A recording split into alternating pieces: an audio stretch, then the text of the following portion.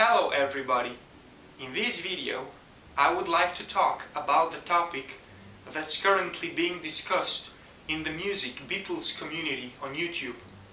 The topic is called Being into the Beatles when no one else was.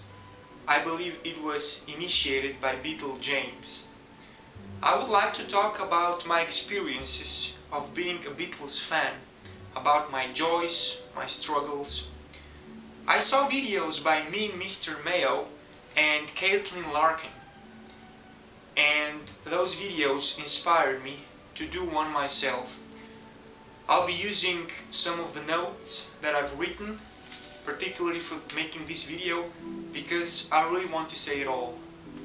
So, I was born at the very beginning of the year 1990, which means that I was growing up in the 90s and in the early 2000s as a teenager. I live in Slovenia, Europe, the country that used to be a part of the ex-Yugoslavia up to 1991. I was often asking my dad about the significance of the Beatles in the 60s, as he was already a teenager during the time of the Beatles.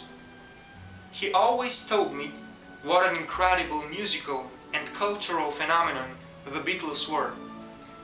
In his time, it wasn't easy to get their records in Yugoslavia, and the Beatles records were usually released on the Yugoslavian label, with some delay. So it could easily happen that the youngsters would be getting all wild on She Loves You, while the rest of the world was listening to Sgt. Pepper. Still, it was much better here than in Russia, where the Beatles records were forbidden. Anyway, I spent most of my childhood and early teenage years being a rap and hip-hop fan, massively influenced by my older brother, as you can imagine. But the earliest personal memory I have of the Beatles is me being 6 or 7 years old, singing She Loves You and recording myself on the cassette. I was able to find the actual recording just for the purpose of this video, so I would like just to show you a couple of seconds from that recording.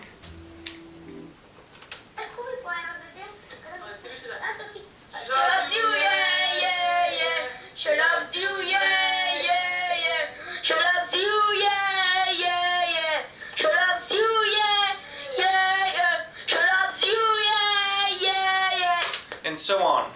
There was my brother and myself actually singing a very clumsy chorus to She Loves You. I'm not sure where had I even heard the song She Loves You. Maybe it was my dad singing it, or it might be played on the radio. But it was an early sign of what was about to come later on in my life. The next thing I remember is the Beatles' #1 hit CD being released when I was 10 years old.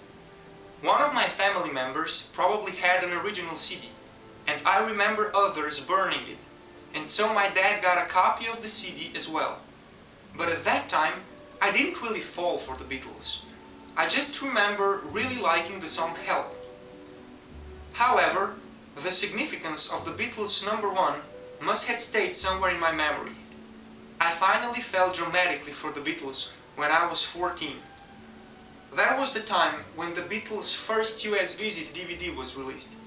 Again, my dad got it, and he was playing it one day. He said, "Let me play you one song," it was from the Ed Sullivan Show, "so you'll see what I was listening to when I was your age." I wasn't really in the mood, but he convinced me, and I finally said, okay, play the song Help. Of course, he said that was before Help, and he played All My Loving, I believe. I was literally struck. I was done. It changed everything about me, and the passion was never gone to this day. After that, I started playing guitar and growing my hair. Ever since that time, I became known among my friends and schoolmates as a Beatles fan, and they sometimes asked me about my passion for the Beatles. The interesting thing is that I've never met another Beatles fan here. Actually, maybe I know for one, not even two people, being true Beatle fans. Of course, everyone likes the Beatles to some extent. Who wouldn't like their greatest hits? But I've never met fans, collectors, true fans. I started my high school when I was 15, and I felt like a lunatic, surrounded by all those youngsters listening to completely different genres. I was somehow living in my own world, the 60s world. I grew long hair, which was quite daring at the time, when no one else was growing their hair long. I eventually even got the nickname for that, because of my unconventional looks. They called me Mozart. I wanted to look like Lennon, but I ended up looking like Mozart? I'm sure those kids hadn't even heard of Lennon though. I spent all of my high school years as a devoted Beatles fan, playing drums with my pencils in school, entertaining classmates, drawing Beatles signs in my notebooks and other stuff. I remember once having a bit more serious conversation to one of my classmates. We talked about my music preferences and the Beatles. He asked me, "The Beatles are an oldies band. They were around in the 80s, right?" I said, actually before the 80s. The Beatles were a 60s band. And later on, I remember working in a group for a school project, and I think we had to make a contribution by talking about the favorite music acts of which one of us. At that time, one of my colleagues in the group started mocking me by saying, "The Beatles? Come on, that's your father's music, not yours. Tell us about what you like."